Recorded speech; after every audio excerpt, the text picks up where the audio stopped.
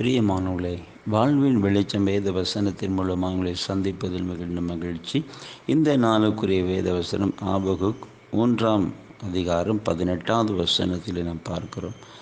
நான் கர்த்தருக்குள் மகிழ்ச்சியாயிருப்பேன், என் இரட்சிப்பின் தேவனுக்குள் களி கூறுவேன். பிரியமானவர்களே, இந்த வேத வசனத்தின் கர்த்தருக்குள் மகிழ்ச்சியாயிருப்பேன். இன்றைக்கு உலகத்தில் மகிழ்ச்சியாக இருக்கணும், சந்தோஷமாக இருக்கணும் என்று அநேகர் பல வழிகளை தேடுகிறதை பார்க்கிறோம்.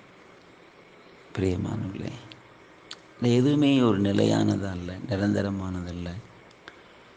ஆனால் கர்த்தருக்குள் மகிழ்ச்சியாக இருப்பது அது நிலையானது. அதான் உண்மையான ஒரு சந்தோஷம், அது நிலையான ஒரு சந்தோஷம். அதைத்தான் அவர் சொல்லுகிறார், நான் கர்த்தருக்குள் மகிழ்ச்சியாக இருப்பேன், என் இரட்சிப்பின் தேவனுக்குள் களி கூறுவேன். சிலர் சொல்லுவாங்க, அது இருந்தால் இது இருந்தால் வாழ்க்கையில் அப்படி இப்படி ஒன்று சொல்லுவாங்க. சிலருக்கு எல்லாமே இருக்கும், ஆனால் நிம்மதி இல்லை, ஒரு சந்தோஷம் இல்லை, மகிழ்ச்சி இல்லை, வீட்டுக்குள்ளே சமாதானம் இல்லை, இப்படி பார்க்கணும். ஆனால் கர்த்தராகிய இயேசு கிறிஸ்து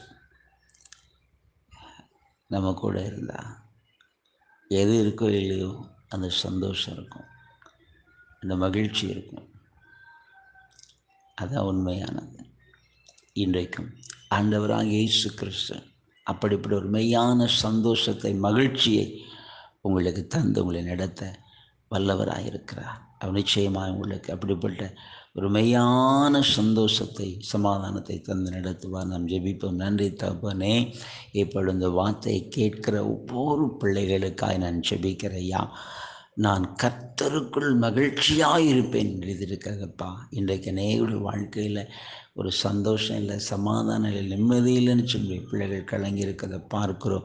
அப்படிப்பட்ட ஒவ்வொருடைய வாழ்விலும் கர்த்தர் கிருபையாக இறங்கி உதவி செய்ய, வாழ்வில் இருக்கிற அந்த வேதனையான சூழ்நிலை, கவலைகள், கண்ணீரெல்லாம் மாற்றி ஒரு மெய்யான சந்தோஷத்தை, சமாதானத்தை நீ கட்டளையிடுங்க. பிள்ளைகளை ஆசீர்வதிங்க. வல்லமை இறங்கட்டும் அப்பா, வல்லமை உள்ள கரை இறங்கணும். இன்றைக்கு ஒரு அற்புதத்தை செய்து பிள்ளைகளை ஆசீர்வதித்து மகிழப்படும் சில அன்புக்காக நாங்கள் உம்மை துதிக்கிறோம். நல்ல பிதாவே, ஆமேன், ஆமேன்.